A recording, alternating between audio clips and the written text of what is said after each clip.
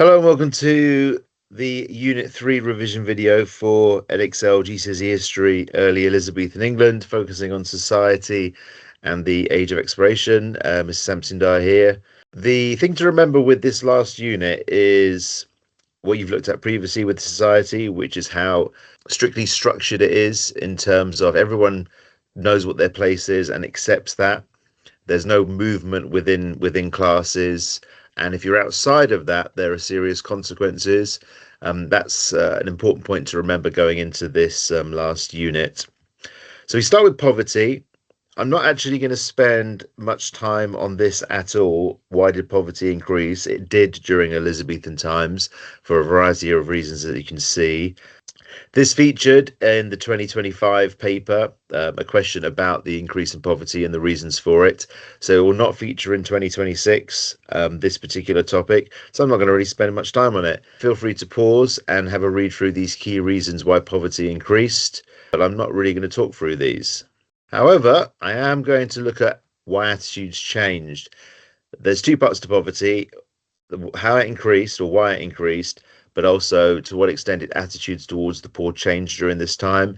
That could still feature in the 2026 paper. That's more than feasible, and so I'm going to go through that with you. There's two ways to look at it. Essentially, there are some positive changes and there are negative changes, usually affecting one particular group of the poor. So it's a question about to what extent is there change. The positive things are the following. So over time, during the Tudor period and Elizabeth's reign, there was more expectation on local authorities to do something to help the poor. Traditionally, the view was in Tudor society that the poor were lazy, just refused to work. There was very little sympathy for them and quite harsh attitudes towards the poor. This does gradually change through the Tudor period. There's a bit more understanding of, there are reasons why people are poor which are beyond their control. So for example, mass unemployment, that type of thing. So over time, the authorities are expected, more local authorities, to collect taxes to provide for the poor. It's known as poor relief. Over time as well, the poor are grouped. They're categorized into two groups. First of all, you've got the impotent poor, so people unable to work due to the reasons that you can see there. There was relief, there was support provided to those people, so either in the form of money or supports to try and be able to do something to kind of provide for themselves. Able-bodied poor were those who were physically able to work, so there was not much sympathy for them, but there was a bit more help over time to help them find work or to provide them with resources to make things that they could sell to make money for themselves. But the able-bodied poor, as you're going to see, are always quite negatively looked towards. So those are your positive developments over time. This is a woodcut printing of a vagabond who is being walked through the streets and publicly whipped. Vagabonds became a great concern during the Elizabethan period. They were seen as outside society, so vagabonds are traveling beggars. A lot of them were ex-soldiers. That there wasn't, if it was a time of peace, there was just no work available for them in the army. So vagabonds were seen as outsiders, seen as a threat to the social order in Elizabethan England. Some vagabonds were kind of con artists and did kind of trick people or use violence against people, but that was probably the minority really of vagabonds. Most of them were just people just trying to survive day to day, but because of the threat that they were believed to pose, as towns grew and vagabonds were drawn towards towns, this led to very harsh punishment towards them during the Elizabethan period. And so this falls under the negative changes, where there was some harsh treatment, in particular towards the able-bodied poor, which is pretty much what the vagabonds fit under. So they received little sympathy. Under a 1576 Act, they were forced to accept an offer of work or were sent to a house of correction, which is sort of like almost like a workhouse. So it's not a prison, but it's a place where they would have to do some form of work, essentially, like pretty kind of pointless, mundane tasks like breaking bricks and things like that. 1572 Vagabonds Act introduced very severe actions against vagrants. So this is passed at a time where there was a clear fear towards vagabonds. On a first offence of being caught as a vagabond, you could be whipped, as you saw in the image.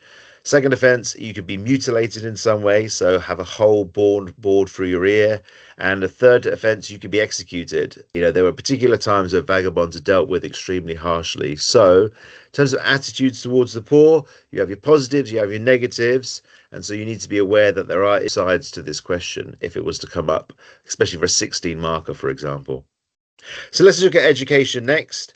This is quite an easy one, really, where there isn't really that much that happens in terms of education. There are some changes, but not much. And again, this has featured before in 16 mark questions, debating where you kind of consider how much change there was. I think it's unfair to have this as a 16 mark question because I don't think there's much to it. But you do need to have some awareness of, okay, what types of education are available. Largely for the overwhelming majority of the population, there was no education available to them because they were poor. And if you wanted education, you had to pay for it. So that makes that pretty easy. And there was no kind of system of compulsory schooling that you had to go to school up to a certain age. That just did not exist. If you wanted to go to school, you had to pay for it. Over time, there was a development because this is the time of the Renaissance, 1500s, the start of the Renaissance, and so there is kind of a greater appreciation for education, and so this does see an improvement of education. But again, this really only benefits kind of upper middle classes and the upper classes. This demand for education, most ordinary, poor people accepted that their education would essentially come from their family to learn the family business or trade or line of work, and that was basically their life. So again, you accepted your position in society. But amongst the classes that could access education, there was a growing desire to read and write. It was seen as desirable if you could get access to it. There were some scholarships available to really poor children to go to schools. That did happen, but we're talking of very small numbers here. It mainly benefits wealthier boys. They were better educated than ever before. There was education available for girls. They tended to happen in the homes of female teachers. They were known as dame schools. So you had like a very small setting where girls could get some kind of education. But essentially, the education that was available at the time very much completely catered towards boys. One of the major changes was the building of new grammar schools. So there were a number of new grammar schools that were built, showing that there was this greater appreciation for education, but again catered very much towards the privileged. Two main universities were Oxford and Cambridge, so they date all the way back to the Tudor period. There was also a sort of third unofficial university that's mentioned there. The biggest telling point really in terms of there being a lack of development in terms of education are literacy rates.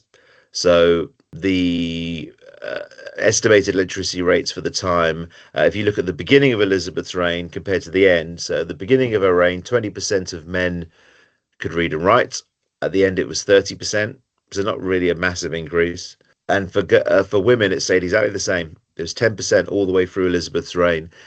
Which surprises some. You have this hugely inspiring female figure leading the country for 45 years, has absolutely no impact whatsoever on the role of women within society.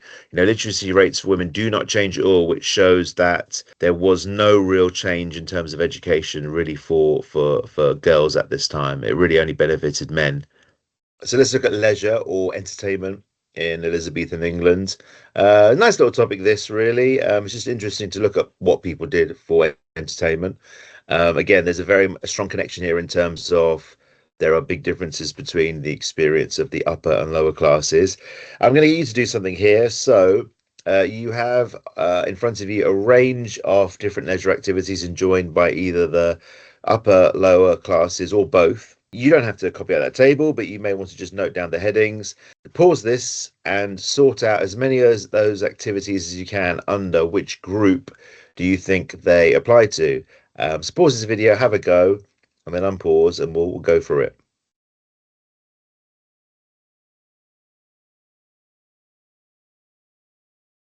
So these are the answers. Maybe some things that surprise you there, or that might all match up with what you can remember. The thing to note here is a lot of these activities are explained by, again, social differences. So upper classes had access to education, so therefore they pursued more Some upper classes pursued more academic pursuits. So, for example, reading literature, writing poetry, studying history, etc. They also obviously are wealthy and so have access to activities that require equipment, such as real tennis, which is basically a cross between tennis and squash, like like indoor. You can bounce it off walls, that type of thing. Hunting depended on whether you owned land, so again, only really accessible to the wealthy. Poor people were not hunting for entertainment; they were hunting to survive.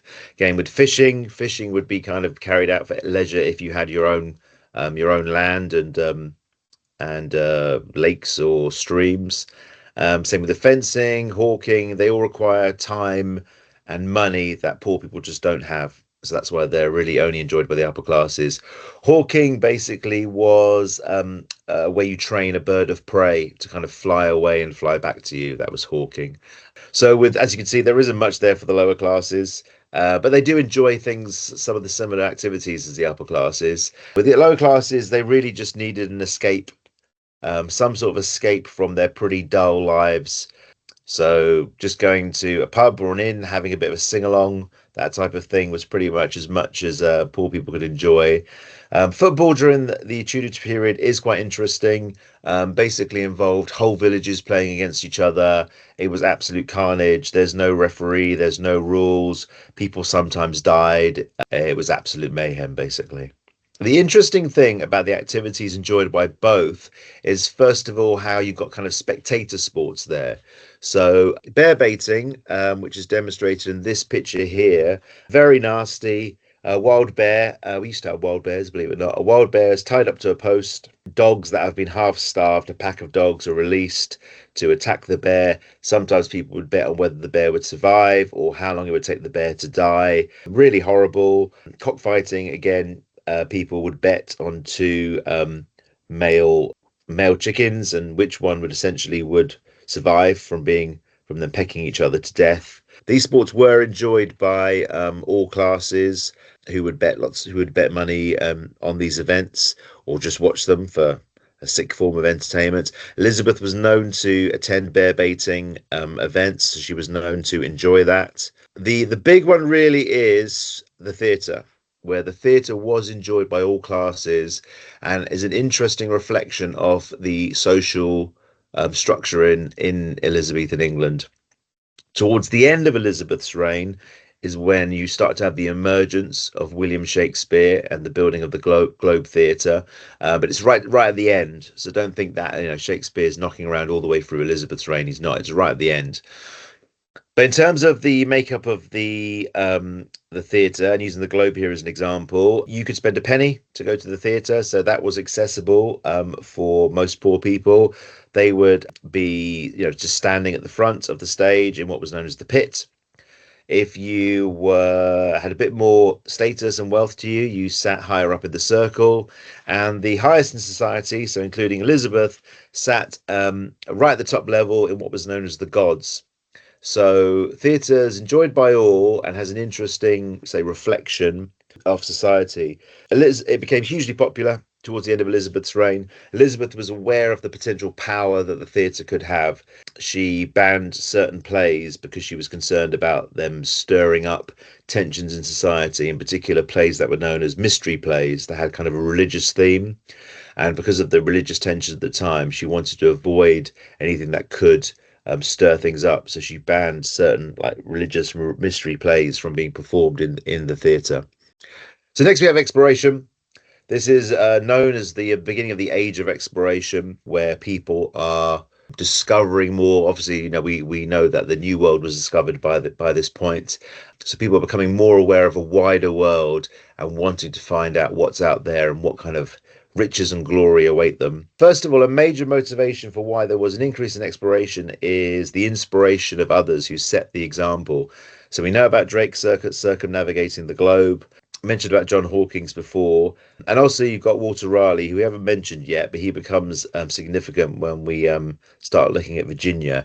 He was very much focused on and start kind of helping to create a colony in North America. He sent a fact-finding mission in 1584 to North America and they identified territory which they called Virginia, named it after the Virgin Queen, as ripe for potential colonization. And he got the backing of Elizabeth to proceed with this. Although there was no actual financial backing, she just gave her support. He had to get the finances himself. We'll kind of look at this in a little bit more detail in a moment.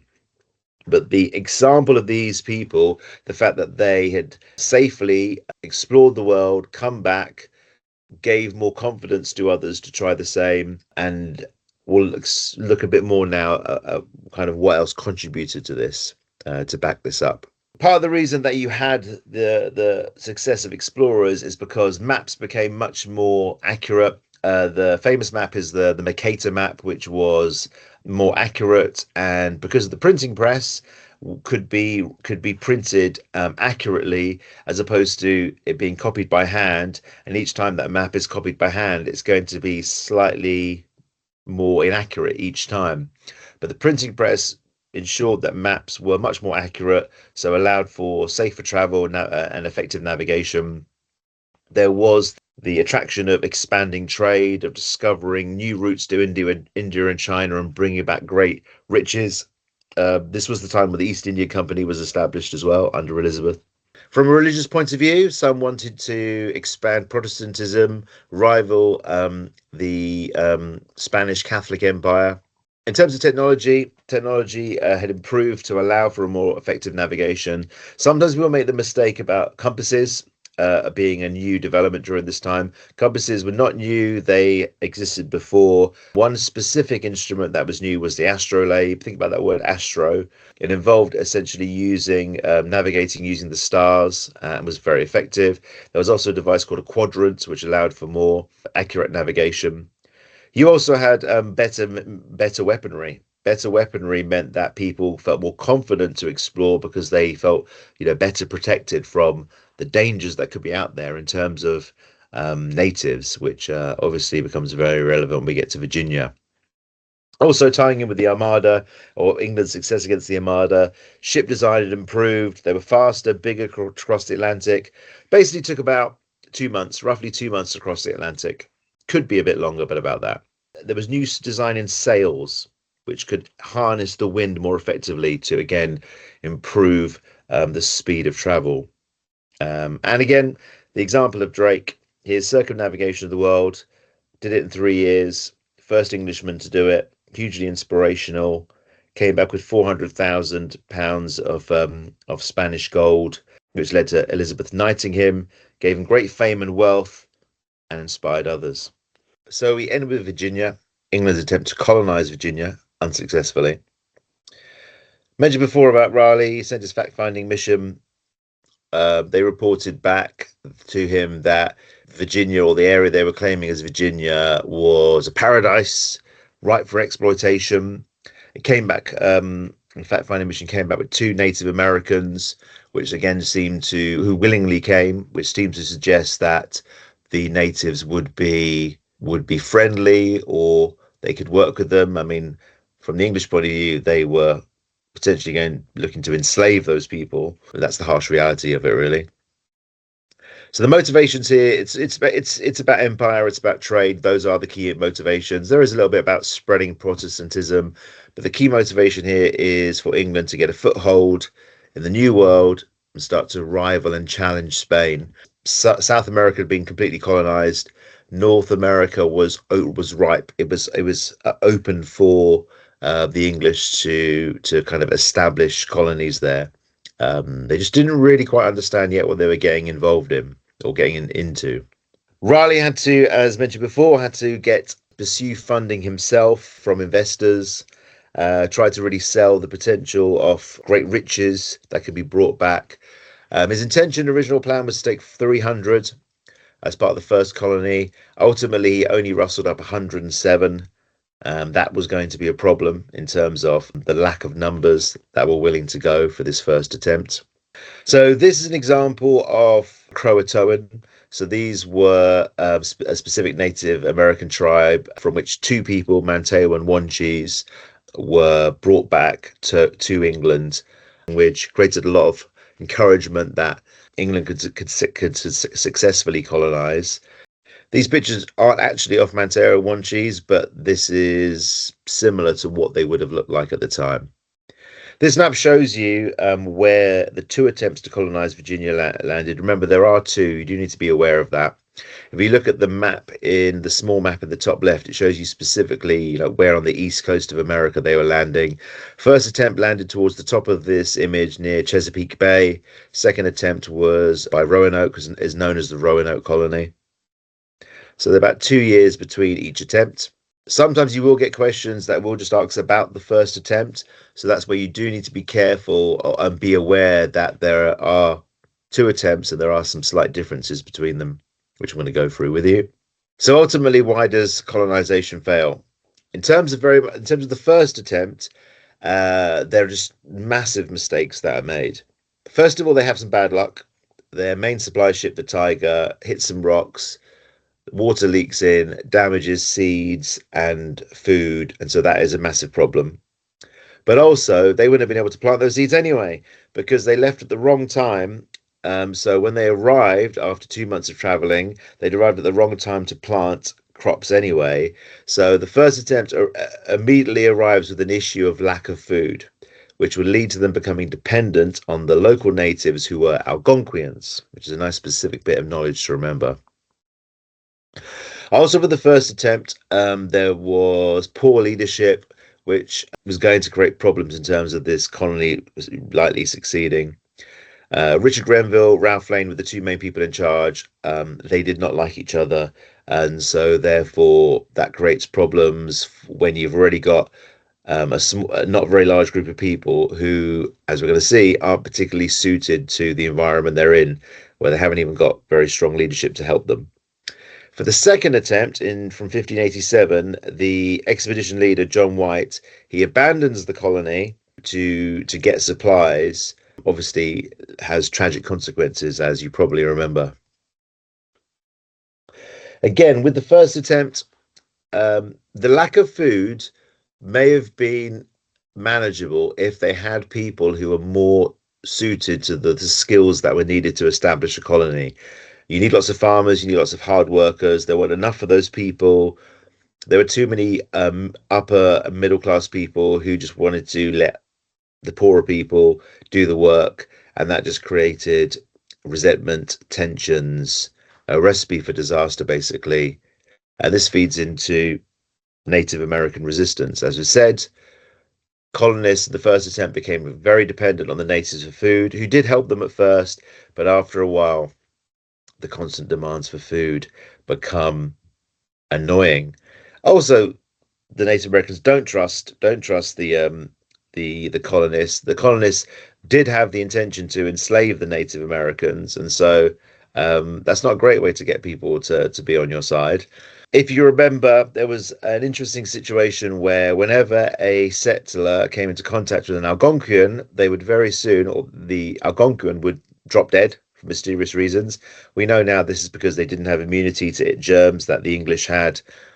No one understood this at the time because no one had any understanding of germ theory yet, or the cause of disease. So when Gina assumes that the English are using some crazy supernatural powers against his people, he snaps. He launches an attack against the colonist, and that's basically the end of the first attempt. The colonists returning within a year to England, feeling very cheated and bitter about their experience.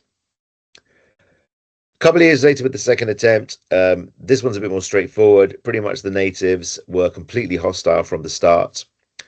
These weren't Algonquians because the second attempt landed in a different part of Virginia, but they were not hostile from the start.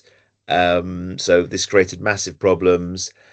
Manteo, who was one of those Native Americans who had been brought back to England, he was sent as one of the leaders of the second attempt. He launches a disastrous attack against natives, which were actually friendly, the only friendly natives that the settlers had. And so that's a massive problem, obviously, and it's basically the last thing we know about the second attempt, because if you remember, they completely vanish. There is also another thing here to do with John White, who took 3 years to return. He had left to get supplies Took him 3 years to return back because there just weren't any ships available because England was at war with Spain. When he came back, as we know, he finds nothing, just a word, Croatoan, carved into a tree. And to this day, we don't know what happened to that second colony. That's one of those great mysteries. It probably didn't go well. We're going to assume that. But yeah, that is a bit of a difference with the first and second colony. Ultimately, the Native Americans are hostile, but with the second attempt, it was hostile from the start.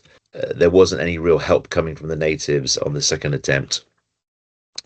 So colonization was a disaster to start off with. Important lessons were learnt. So basically, all the mistakes that were made here were learnt from, so that the English did become better at colonizing, although it still was at the expense of native people, tragically. But this essentially is the last part of the course, Virginia. It does lend itself very well to 16-mark questions, this topic. So here is an example paragraph for a 16-mark question about Virginia. The colonists' lack of experience was the main reason for the failed colonization of Virginia. You need to read through this example paragraph. It's not a bad paragraph, to be fair, but you need to think about what's good about it, to give it what went well, but also how it could be improved. So an even better if. So think about what your what went well and your even better if would be for this paragraph. So pause, read through it, and then give it some thought. So this is how this paragraph, well, first of all, this paragraph has fantastic knowledge. The knowledge is really strong in terms of explaining the resistance from Native Americans. So its knowledge is really strong, and it explains the importance of the evidence in terms of why colonization was going to be difficult. It's just not really doing it as point evidence, explain link, and just restructuring the paragraph as a pure paragraph will just get this paragraph lots more marks. For example, rather than saying one key reason, if it starts with I can disagree with the statement, it's focusing on the question directly, and that raises it a level straight away.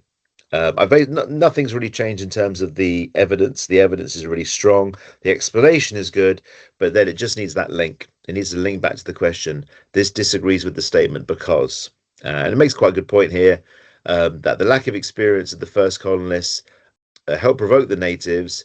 During the second attempt, the natives were against the colonists from the start. Not a bad paragraph, but significantly improved using point, evidence, explain. So that wraps everything up. I hope you found this useful. Good luck with your revision for your exams. Thank you very much.